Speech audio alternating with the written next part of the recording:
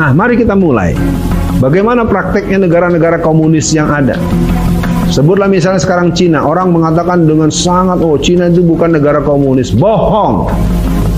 Cina sampai hari ini menerapkan ideologi komunisme untuk membuat ikatan homogen masyarakat. Di Cina sampai hari ini ada 70 juta pemuda kader-kader merah yang tugasnya adalah untuk mengontrol pemahaman, ideologi, dan doktrin keyakinan terhadap nabinya yang bernama Mao Zedong. Siapa orang bertentangan dengan buku merah, bertentangan dengan prinsip-prinsip pandangan-pandangan yang dibuat Mao Zedong, maka orang tersebut dianggap musuh negara.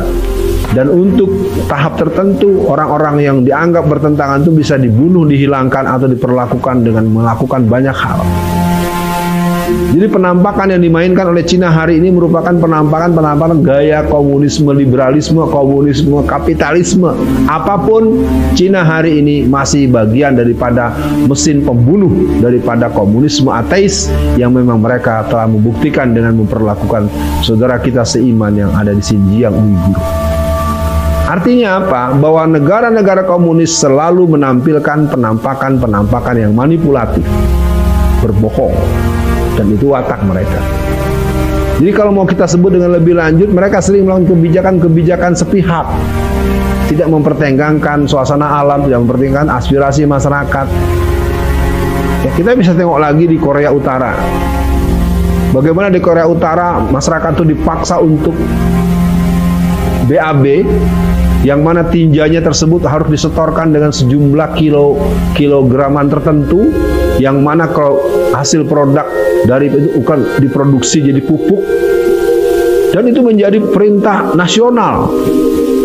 Ya. Jadi kita menangkap betul bahwa penerapan haluan komunisme dalam sebuah pengelolaan negara merupakan sebuah tindakan yang menentang fitrah manusia. Kita bisa tengok bagaimana mereka memberikan sikap kepada pers. Tidak ada berita yang bisa keluar kecuali berdasarkan kemauan daripada penguasa yang berkuasa sehuruf pun. Dan tidak akan ada lagi cover both side. Berita apapun hanya ada pembenaran yang dikeluarkan oleh mesin hoax yang utama, yaitu penguasa yang ada di negeri-negeri yang berhaluan komunis. Kita boleh bertanya, atas dasar apa matinya 700 lebih para petugas KPPS? Dan pasti kita tidak akan dapat jawabannya. Kalau kita mulai nyinyir dan mempersoalkan, maka kita akan berhadapan dengan hukum yang akan melakukan tindakan-tindakan yang membuat kita terdiam, atau kita mendapatkan vonis dengan angka tahun yang semau-maunya dari orang itu. Apakah itu merupakan ciri negara komunis? Silakan saja dilakukan pembelajaran, penelitian. Di negara-negara komunis, orang tidak boleh menyatakan perbedaan pendapat walaupun ilmiah sekalipun.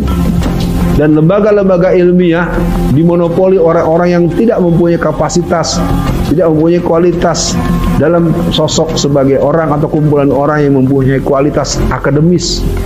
Itu terjadi tahun 50-an dan itu kelihatannya juga terjadi di negeri kita hari ini.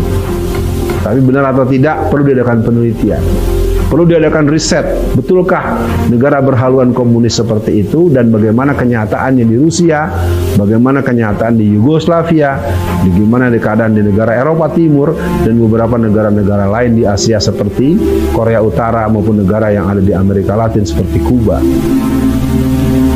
Negara berhaluan komunis, ciri-cirinya bisa kita sebutkan bahwa pemimpinnya akan memimpin seumur hidup. Kecenderungan Fidel Castro untuk seumur hidup jadi catatan. Dan kalau ada orang memimpin sebuah negeri lalu mulai mengacak-acak peraturan, kita semua sama tahu bahwa untuk jabatan-jabatan publik, jabatan politik hanya dibatasi 2, lalu ingin menambah lagi. Apa bedanya dengan Fidel Castro? Apa bedanya dengan Joseph Broz Tito? Apa bedanya dengan pemimpin-pemimpin di negara-negara berhaluan komunis? Silakan dipelajari. Dan mereka biasa mengeksploitasi kemiskinan masyarakat bawah dengan gaya-gaya yang sangat memuakan, dan itu dilakukan oleh pemimpin-pemimpin berhaluan komunis. Pura-pura bersatu dengan rakyat miskin, tapi di saat yang sama dia bisa beli mobil dengan harga 15 miliar. Kita tidak bisa membahasakan apa lagi bahwa sikap munafik, sikap antagonisme ya, permainan-permainan dengan permainan-permainan narsis, permainan-permainan selfie, ya, dan semua berujung dengan beban berat. Ketika berkunjung ke tepi sawah, maka besok akan ada impor beras. Ketika berkunjung ke apotik, maka besok ada impor obat-obatan. Semua itu fakta di lapangan, dan kita tidak boleh mempertanyakan, karena kita akan berhadapan dengan atas nama pelanggaran hukum dengan pasal-pasal yang ditentukan semau gue. Itu dulu di negara-negara yang komunis begitu. Orang-orang yang dianggap salah itu berdasarkan selera dari penguasa. Walaupun ada orang yang jelas-jelas bersikap salah, ya, kemarin katanya ada yang mau nyumbang 2 triliun, bukan pasir. Bagaimana seorang dosen dari universitas ternama dengan gagah perkasa sambil menghina-hina ulama Islam, pribumi Muslim yang dianggap tidak punya sumbangan. Apakah saudara Ade Armando tidak tahu berapa besar sumbangan Muhammadiyah di masa Covid ini? Sudah lebih dari angka sekian triliun dibandingkan si Aikidi, ya. Saya nggak tahu nih Aikidi adiknya Mukidi atau saudaranya Mukidi. Silakan ditanya nanti di kelurahan. Jadi negara yang berhaluan komunis adalah negara yang tidak peduli dengan penderitaan rakyatnya. Yang penting berkuasa terus berkuasa. Yang penting anaknya dapat kekuasaan, menantu dapat kekuasaan. Yang lain jangan coba-coba mempertanyakan, karena itu akan berhadapan dengan vonis. Contoh yang paling konkret, Habib Rizik Syihab. Habib Rizik Syihab itu adalah seorang yang telah kita semua menyimak bagaimana kasus ketiga dengan kasus rumah sakit Umi. Logika apa dalam sebuah vonis? Maka hakim ketua menyebut-nyebut akan adanya permaafan presiden agar beliau bisa bebas.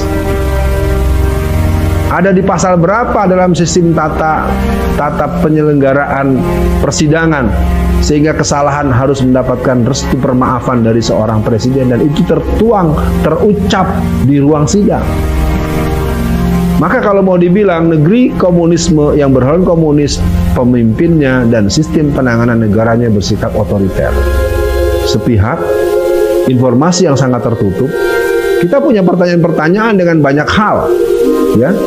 Kematian-kematian sejak tahun 98, 99, 2000, 2018, 2020, 2019.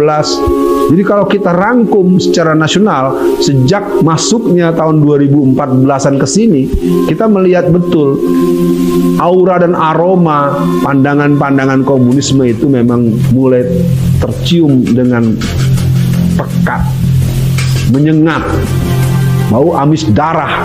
Kelihatannya akan terus terjadi dengan atas nama penegakan hukum yang dilakukan dengan semena-mena, dengan atas nama perlindungan kekuasaan. Apa artinya bahwa ketika kita membincangkan negara yang berhaluan komunis atau negara yang berpaham komunisme, kita tinggal bertanya, bagaimana dengan Indonesia kita hari ini? Adakah tekanan yang mereka lakukan dengan sangat kejam, keji, sistematis kepada kaum beragama, terutama Islam? Adakah mereka melakukan tindakan-tindakan yang sepihak? Adakah kebohongan-kebohongan publik yang dilakukan berulang-ulang? Adakah sikap-sikap narsis dan sikap-sikap yang menunjukkan bahwa dia adalah orang yang sebenarnya berbuat tidak sesuai dengan yang alami? Adakah terjadinya ketidakadilan yang mengarah kepada kriminalisasi para ulama, tokoh-tokoh, dan memberikan eksploitasi kepada orang-orang miskin? Adakah kebijakan-kebijakan yang menentang alam? Adakah kebijakan-kebijakan yang memberikan rasa ketidakadilan yang terus-menerus? Adakah suasana yang menebarkan rasa ketakutan dan kecemasan?